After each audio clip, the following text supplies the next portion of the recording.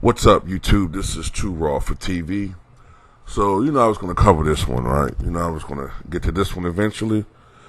So the Houston Rockets survived. Okay? They didn't beat OKC. They survived. That series barely 4-3. Maybe, really, I should say they won in spite of themselves. Yes, they had some key defensive stops. There was a big block by James Harden toward the end. I think what was even more important was the deflection by Russell Westbrook, which ended the game and ended the series. But I suspect that you won't really see highlights of that on ESPN and Fox Sports because, that's not what they do. They don't praise Russell Westbrook for anything. I'm noticing this. Westbrook and Giannis, much more so Giannis. But Westbrook is the go-to guy to get bashed on in the NBA. That's just what it is because, there's no real unbiased analysis on ESPN and Fox News anymore. It's all opinion-based stuff. So those guys get criticized more than any other players. On some level, I understand it.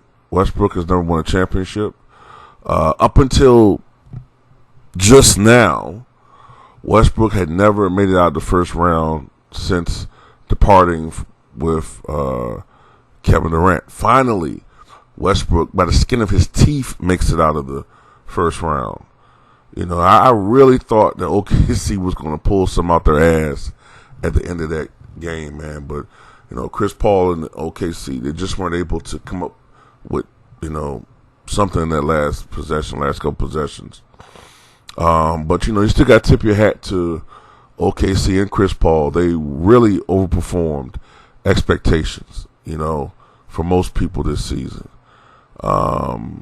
Chris Paul really made a great account of himself. Many people thought that him going to OKC would be like the death knell of his run as being a top-tier point guard. But, he took that team and he did what he does, and that just improved the team that he's on. Unfortunately, like I said before, there's going to be some people who look at Chris Paul as a loser because he never got it done, but they really don't look at other factors. They don't look at injuries. They don't look at who his opponents were in the playoffs. Honestly, Chris Paul may go down as the point guard version of Charles Barkley in his career. He may never win a championship. But it's not necessarily because of his own doing. Oftentimes it's just unfavorable matchups. How many times has he played the Golden State Warriors? How many times has he played, against top-tier talent in the playoffs? How many times has his team suffered unfortunate injuries at the very wrong time? How many times has he suffered injuries at the absolute wrong time to affect the series? These are some things you got to look at. And what would have happened had he been traded to Lakers 11? Not 11. Had he been traded to the Lakers 8 years ago, whenever that trade would have taken place? What would have happened had it occurred? Chris Paul, Kobe Bryant, Pau Gasol, Metta World Peace, Andrew Bynum, instant championship. They would have beat the shit out of LeBron and them in the finals.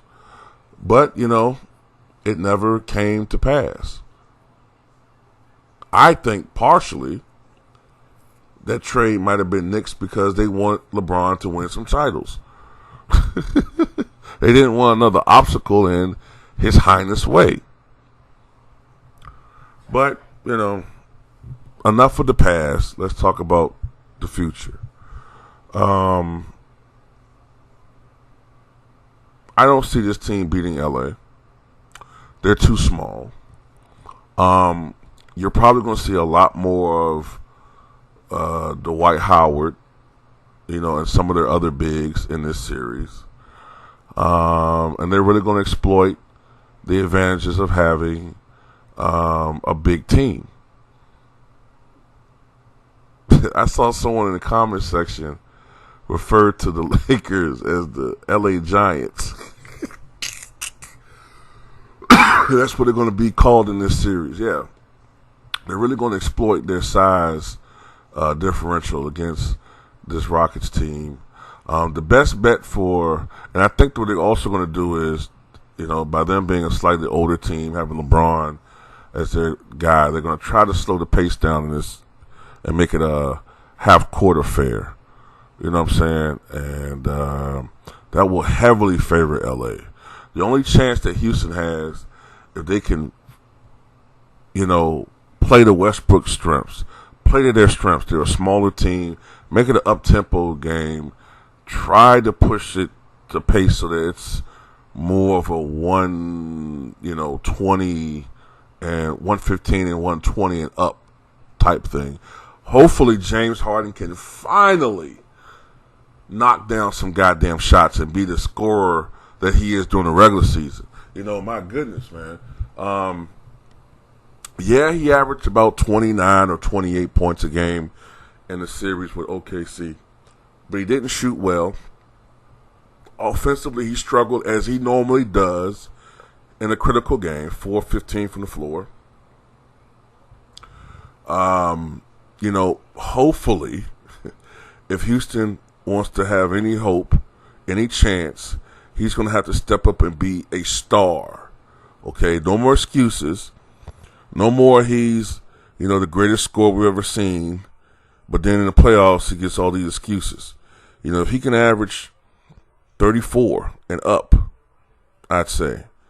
If he can average 34 and up, and if Westbrook can show up, shoot a decent percentage, if he can shoot at least 47% from the floor and higher,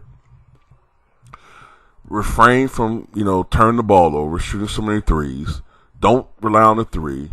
I recall Westbrook having some success against the Lakers this season. I believe, he had a 41-point game in a win against the Lakers.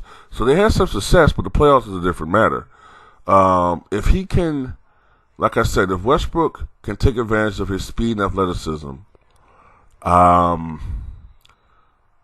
and, have some success with his mid-range, get some easier opportunity baskets in transition. If they can get some help from other guys, Eric Gordon can have a good series. PJ Tucker can knock down that corner three. And if the Rockets can at least keep the Lakers from absolutely embarrassing them on the boards, then maybe we could have a series. But that's a lot of ifs. My instincts are telling me that Westbrook will be Westbrick.